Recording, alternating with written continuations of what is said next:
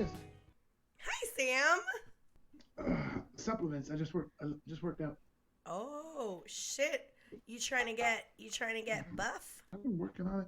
There's nothing else to do. So I was I like, know. if this lockdown shit's gonna feel like prison, I'm gonna work out like it's prison. No, I get it. That's awesome. You're gonna get all in shape. Hmm. By the way, do you like my shirt? I fucking love it. Where did you get that? Dude, in my head, I was like, it would be so funny if I could get somebody to make me the Step Brothers cover, their faces on it. So I Googled Michael Myers, Jason Step Brothers, and it was on a website. So, Sam, Yes, Miss Bremerton. did you just call me Miss Bremerton? Yes. Here she is, Miss Bremerton. I'm doing this podcast thing. Okay. It's called Reviving Alison Rose. You are my second Sam guest. Ooh, Apparently, I have a thing for Sams. we're special. The point of this podcast, it's a personal like healing project for me where I'm trying to relearn how to love myself and regain the confidence that I used to have after several years of depression and fucked up. Okay. And what I'm doing is I'm interviewing people who have had an impact on me in my life. And I thought you would be a really good person to interview because we don't know each other very well. We did have a really fun experience over the summer. I met you through Susan Jones, Correct. who I'm also going to be interviewing on this. And we just had a really fun time. And I think you're very funny. I love your sense of humor. I look up to you as a fellow comic. And so I thought it would be fun to have you. I Go know. on. Go on. Sam Demaris, Yes.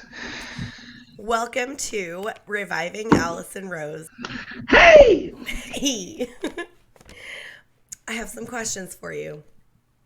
Okay. Tell me what gets you out of bed every morning. Uh, well, lately the stock market. Okay. Um, yeah. So this is another thing I discovered on lockdown, and because for the longest time I had a very bad internet shopping problem. Like when I say for the longest time, I mean like 17 years. I wrote a joke.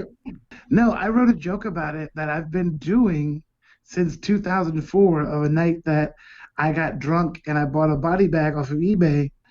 And the thing is, like, because, okay, back then, it was, they didn't give you like these little confirmation mails and where you could track things or whatever. Shit just showed up. And Okay. yeah, so, and it's funny, I would have this memento moment every time something weird would show up. I remembered the night where I was explaining this to someone. I was like, you can find fucking anything on eBay, blah, blah, blah. And I told them just name something random. And they said body bag. And I was like, there it is, 35 bucks. Bam. And then I just had a body bag in my house. Oh my And God. later, when I started selling T-shirts and stuff, because I would do a joke about it on stage, and people thought I was kidding. So later, when I started making T-shirts and DVDs to sell for a while, I was selling my merch on a table out of a body bag, and people would come by and they're like, he's not kidding. I'm like, no, I've had this thing forever.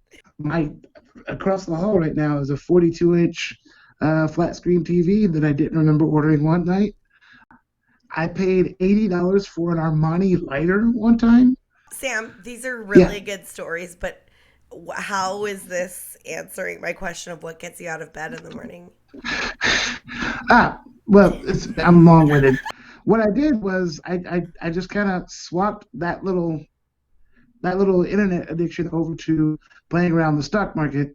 So it's instead of playing around on Amazon and eBay, I go look at stocks or whatever, and that's where I spend my ridiculous money now.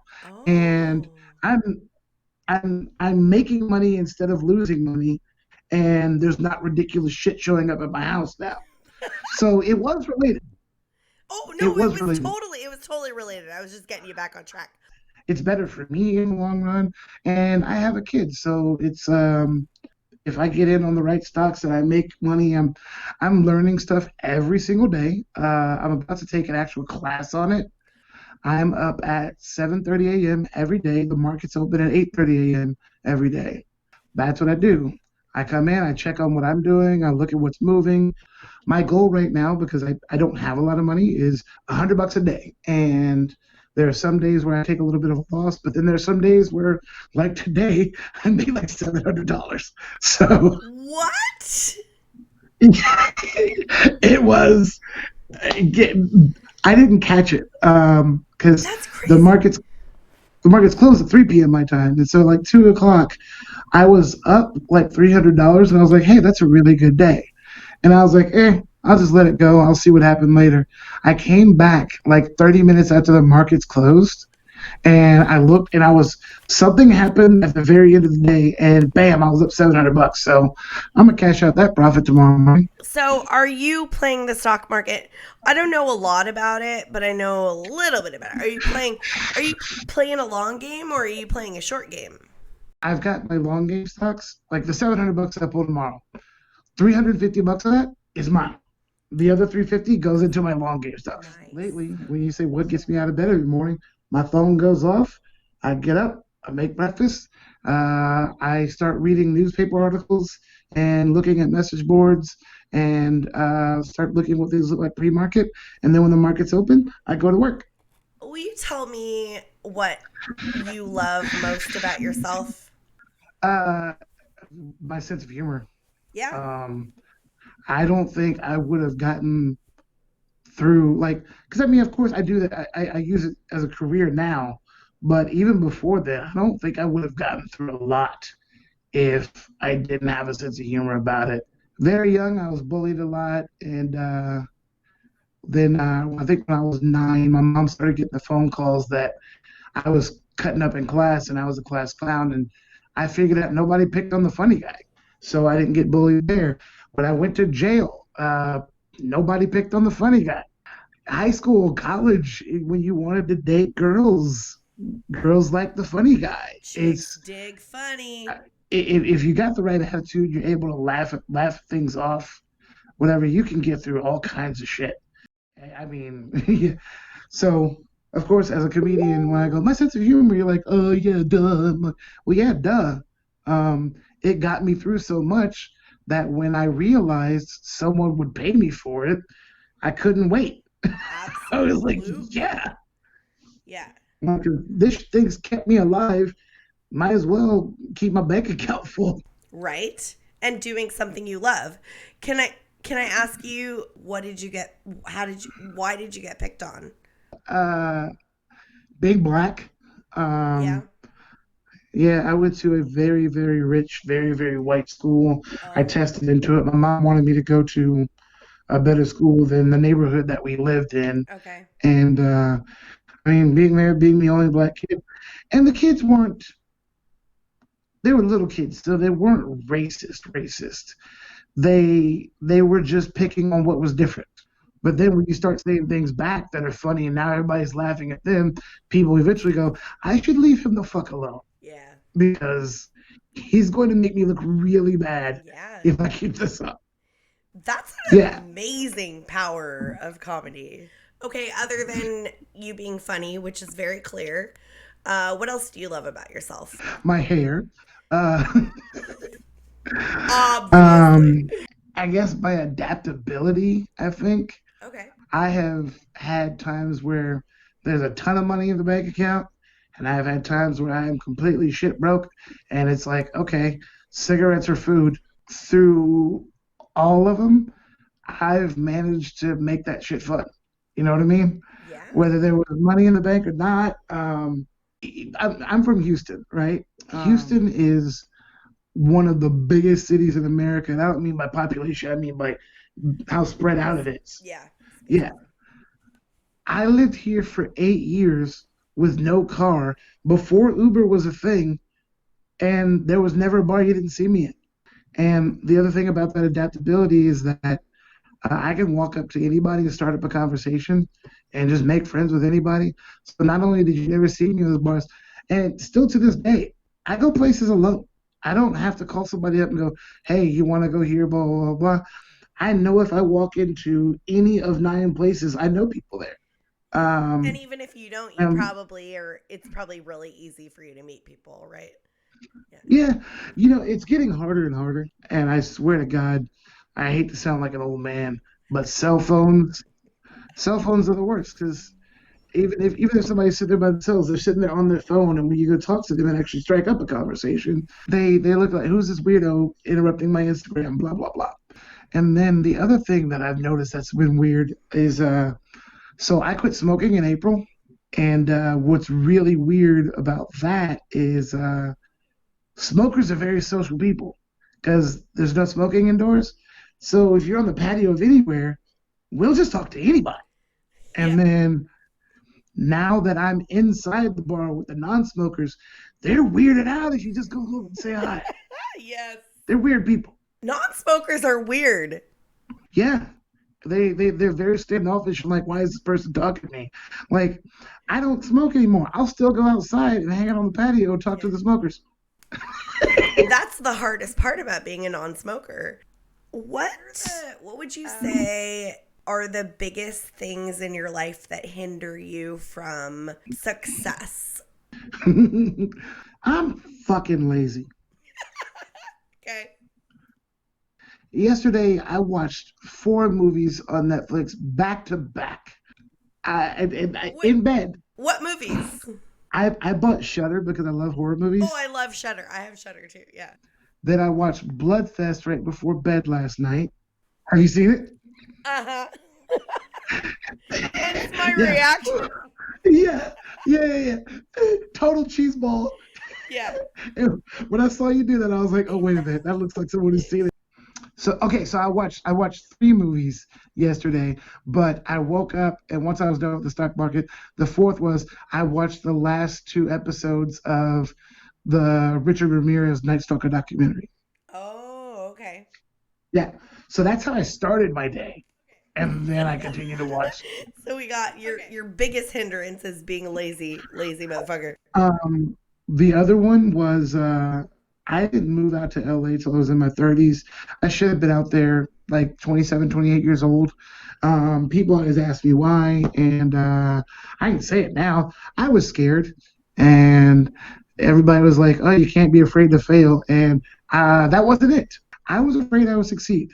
I was afraid I would succeed. I was afraid I would go out there. I was afraid I would crush it. And then you look at somebody like Kevin Hart right now who's constantly working on this or working on that. I was afraid that I would have no time to myself and that people would have all these expectations of me and they want me to go here and they want me to go there.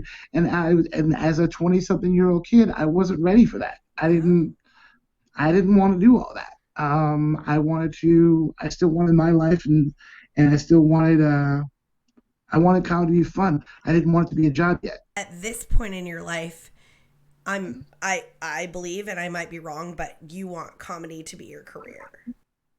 Yes. And I feel like had I done it then, in my 20s, I could have weathered all that shit that I was afraid of. And had I done it right, I would probably have enough money in the bank to where I could call my own shots and make my own schedule. And I could have exactly what I wanted then right now. And so, yeah, I played that wrong. I wouldn't say it's wrong because this was what you needed. So, Sam, I have to bring it back to me for this podcast because the whole point of this is Nope, me. I'm done. Shut up. Shut up. Do you have any advice for me? Just random advice. uh, there's a book that I can recommend to you. Okay. Um, it's called How to Make Shit Happen, and it's a short book. He has something called the Core Four. It's working for me. Okay. It's passion, power, um, purpose. I can't remember the other one. So, passion is the relationships you have in your life, like with your family. I know you're very close with your dad. And then purpose, I believe, was learn something. So read something or look something up on the internet. Power, uh, hence all the gym and working out and everything. Yeah. And it's just one of those, like, for example, when I wake up, the money is I'm working on the stock market shit. And then the purpose part where I'm learning, I'm reading, I'm learning more things about how to do that. I told you I'm going to take a class on that. And then the power is I try to make sure I work out. And then as far as the passion goes, with I make sure that I call 3 people a day. Could be my mom, my dad, my daughter. Bam, I'm done. Oh, Yeah, yeah. and it's it's so it's so simple that if you just do one of those things a day towards bettering yourself, it's just he said, you should do something to nurture the relationships you have and meet other people. When I was in high school and college, and before I read any books on anything like this, I had set a goal for myself to meet and make one new friend a day. Yeah, it's hard to juggle all that many people or whatever, Yeah. but even if you never talk to the person, if you just sit down and you talk to somebody and they're cool, whatever, then you go, all right, man, have a nice day. Even if you never see them again, it's Yeah. cool that you did that. You did that with one other person every day. Yeah. But All right. right now, Here's my last question for you, Sam Demaris. Wait, before I ask the last question, is there anything you want me to promote for you? you can follow me on Instagram. I am Tyrannosaurus Black. Instagram followers are as good as money. So in LA, anyways. So I needed that to happen. Tyrannosaurus Black. hmm That's My mom amazing. said I could be anything I wanted when I was a kid, so I said I was going to be a black dinosaur. Amazing. Oh, man, Anything? I'm just Sam Demaris on Twitter and Facebook. Okay. I don't fuck with TikTok because I'm grown. Uh, Whatever. TikTok's really fun. You should totally follow me. oh my God, you're on TikTok. Okay, I'm getting that handle as soon as we're done here. Yeah, but Um, my TikToks are so stupid. They're like it's just like me serenading bottles of vodka. I like take songs and I'm like, "Don't you forget about me." So dumb.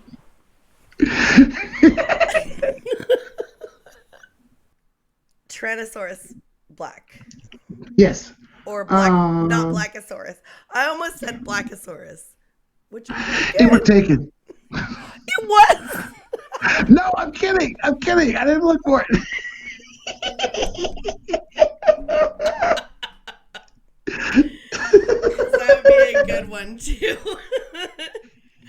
Okay, last question. Also, thank you, Sam. This was so good. I really look up to you as a comedian. What was the best thing that came out of 2020 for you? A really, really big one was so when this all happened in March, I was in Canada and Ontario, and my daughter lives 26 miles south of that border. I left Canada and I went to my daughter's family's house, and everything was shut down. And for a guy who's a regular traveling comic, I got 3.5 uninterrupted months with my kid every day. Oh, And that hasn't happened since she was born. The world could go to shit, but you can't put a price on that. That was absolutely amazing. that's Um, amazing. 2020 did you good. Or you did it or really did. or you did good out of 2020. Either way, you slice it. You're doing good. I'm so stoked for you. Sam, this was wonderful. Thank you so much. I love your answers. All right, Sam, thank you so much. This was fun. It was really fun. You have a wonderful night. You too. Okay.